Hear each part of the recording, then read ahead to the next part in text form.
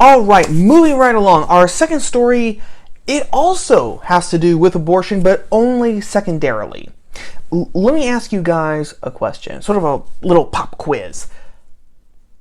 Does the name Norma McCorvey ring a bell? Who is Norma McCorvey? Now, if you don't know, if you're scratching your head, if you're going, what are you talking about? Norma McWho? Perfectly all right. If anybody had sprung that question on me 2 weeks ago, I would have been, is she like a B-movie actress from the 50s? Oh, whoa. Is she, was that Marilyn Monroe's real name or something? Yeah, that's it. I would have said, I would have gone with something like that. No. Norma McCorvey is the real name of Jane Roe.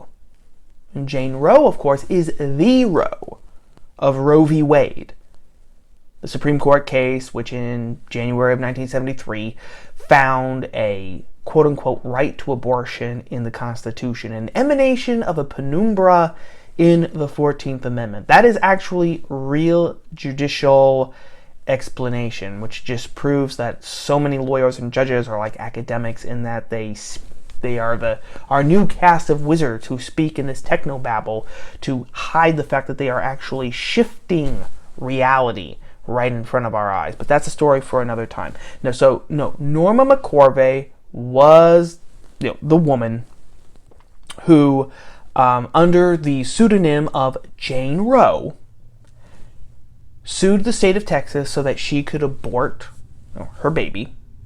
It went all the way up to the Supreme Court, and then, of course, the Supreme Court ruled in her favor, okay? Now, there are a couple of ironies in her life. She never actually had an abortion. The woman who got abortion legalized throughout all 50 United States of America never had an abortion. She had 3 children, and it was when she was pregnant with her 3rd child that she sued Texas, to get an abortion. But by the time the Supreme Court handed down its decision, she had already given birth. That's one irony. The second irony, and the one that has to do with the story today, is that in 1995, she actually became pro-life. No one knew that Norma McCorvey was Jane Roe until the mid-'80s, when she publicly came out and said, my name is Norma McCorvey, I am Jane Roe of Roe v. Wade. She was an abortion advocate, but then in 1995, she did a complete 180 and started becoming a pro-life advocate. She started down that trail. And then actually in 1998, I believe she even converted to Catholicism, which was like, whoa, 2 big whammies right there. So the pro-life movement has kind of taken McCorvey as an ace, the proverbial ace up its sleeve. Because, when worse comes to worse, you can always say that, hey, the woman whose case actually legalized abortion, later, even she realized the mistake that she had made, and she became a pro-life advocate later on in her life. I mean, that is how obviously wrong this is. And that is a lot of what people reiterated in their obituaries for her when she passed away in 2017. Well, that brings us up to today, because that ace has been set on fire. I don't know if the card is burned completely or not. We'll get into that in just a second. But that card has been set on fire. Why? Well, a young director named Nick Sweeney on FX is premiering a documentary that he made of Norma McCorvey's last days. Okay, he interviewed her, did a series of interviews with her in 2016, 2017, right before she died. And oh my gosh, Norma McCorvey in this documentary, she calls this her deathbed confession. And she does another complete 180. Okay, so what she says, she doesn't just say that I've had another change of heart and I think abortion is all right now. She says that she was basically bribed by the pro-life movement to become pro-life. Okay, she, in this documentary, which again, haven't seen yet, but the LA Times, the New York Times, I mean, everyone is carrying this story right now. So according to Nick Sweeney in his documentary, Norma McCorvey gives her full support for abortion. She says, quote, "If a young woman wants to have an abortion, that's no skin off my ass." But then she goes on, like I said, and she says that she was basically bribed to become a pro-life advocate. She says this, quote, "I was the big fish. I think it was a mutual thing. I took their money and they'd put me out in front of the camera and tell me what to say." Unquote. Now, the LA Times, the Los Angeles Times, they also quoted a former leader and a pastor, Rob Schenek. Okay, Operation Rescue is an anti-abortion group. It used to be headed by this guy, Rob Schenek, who is also an evangelical minister. Now, he used to be very much against abortion, but then actually last year he himself said that, actually, I'm pro-choice now. Actually, I'm pro-choice. He kind of corroborated this and said, yeah, we were using her. We were using her, you know, for her name recognition and everything. Okay, so that is the big story. And the left is having a field day, as you would expect, right? Because this is a huge news story for their side. They would be absolute damn fools if they didn't use it to their advantage, and they are not absolute damn fools.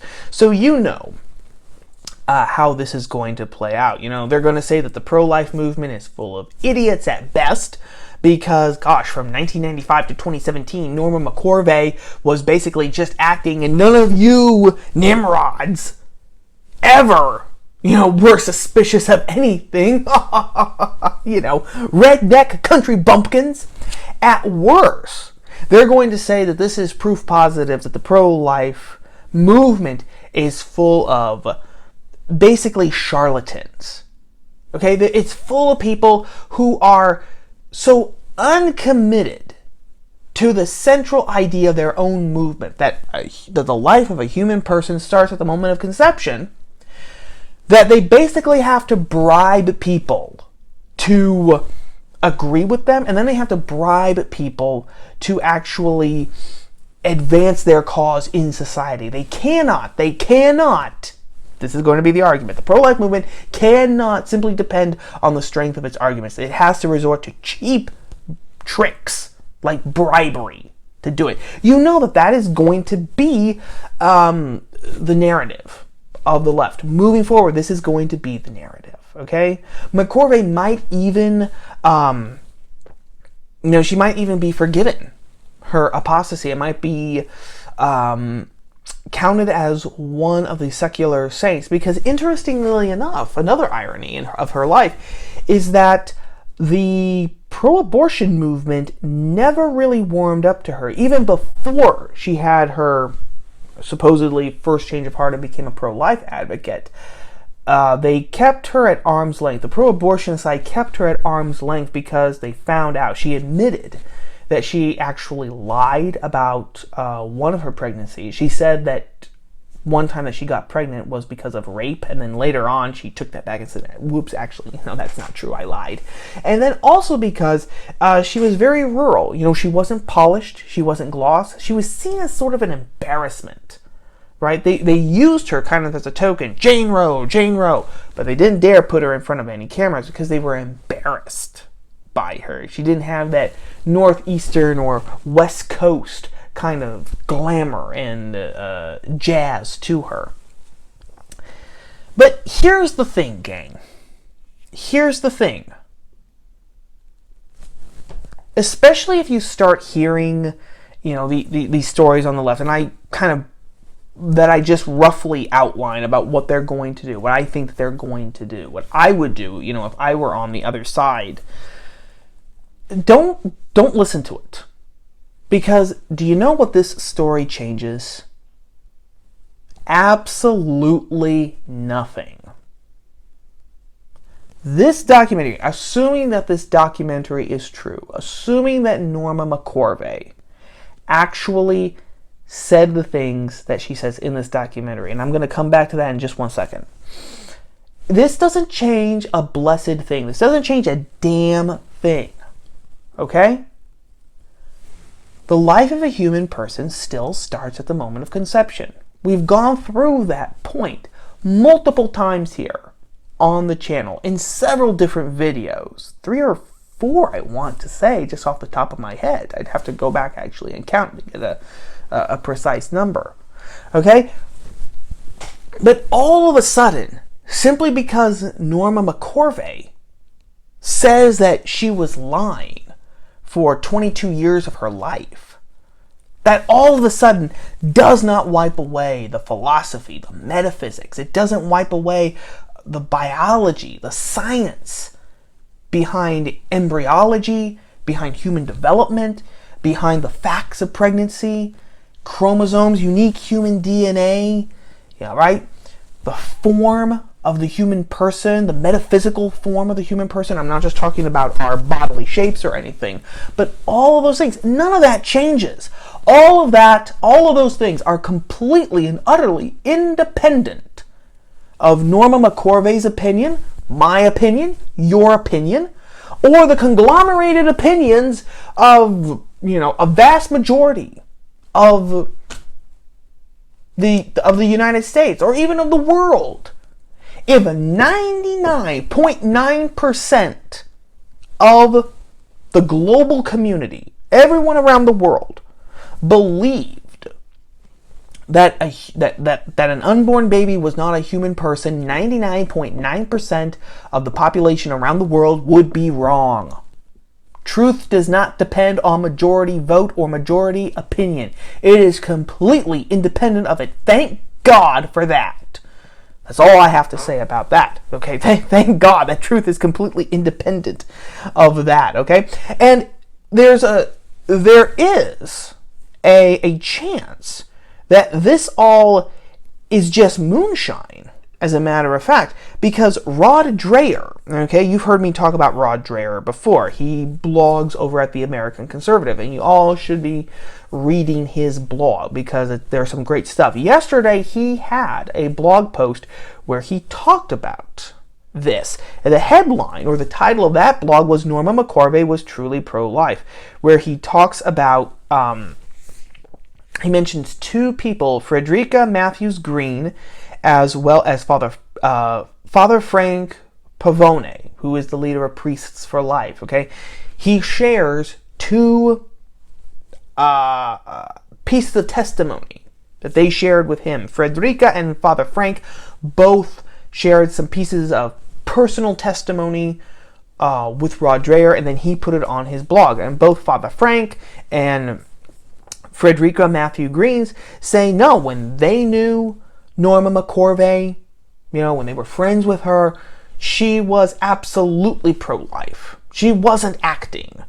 Which kind of raises the question then of who's telling the truth, right? Who's telling the truth here? I think that's going to be really interesting going forward. And what's going to be much more likely is that we'll never know. Because no one's going to want to know the truth. We are just going to take what helps our own side, right? Because that's in human nature. We're going to take what helps our own side, and then we're going to just say, well, the opposite of that is just a bunch of lies and falsehoods meant to score political points against us and our side. Simple, But it's an interesting little wrinkle. And I wanted to mention that in the, just to be fair, to be completely fair and to be completely objective about everything. However, that leads me to my last point, that I think, regardless of whether Nick Sweeney, the guy who made this documentary, the guy who interviewed Norma McCorvey, or whether he's right, or whether Father Frank and Frederica Matthews Green are right, the lesson here is to be very, very careful of who you make into a hero. I don't think for one moment that the pro-life movement substituted Norma McCorvey for any sort of substantial argument. I have never heard someone basically hang their hat on, abortion is wrong because, and solely because Norma McCorvey changed her mind in 1995 and said it was wrong. I've never heard anyone in the pro-life movement make such a ridiculous statement. However, it is a good reminder, especially today in our celebrity-obsessed politics and our celebrity-obsessed society, where, if so-and-so said so, well then that's good enough for me, or it must be true now because so-and-so said so, and so-and-so is so-and-so. This is a great reminder not to do that, because as soon as so-and-so changes his mind, or you find out that so-and-so was lying, there goes all the steam that you've built up. There goes everything that you have fought and built for, like that. You can use people's personal testimony. You can use people who have changed their mind. Absolutely, that helps. That's with the imagination. That's with the heart. Okay, both of them very, very important. I've talked about the imagination more than enough. You know that I'm not just a facts, logic, plain syllogism kind of guy. But, and here comes the crucial but, it's a union, right, between the facts and the imagination. So, the imagination isn't going to help much. The imagination needs to feed on the facts. It needs to feed on truth and reality, okay, to kind of paraphrase Lloyd Alexander. And so that's it. You cannot substitute, strong philosophical and scientific arguments just for someone's personal opinion or change of heart.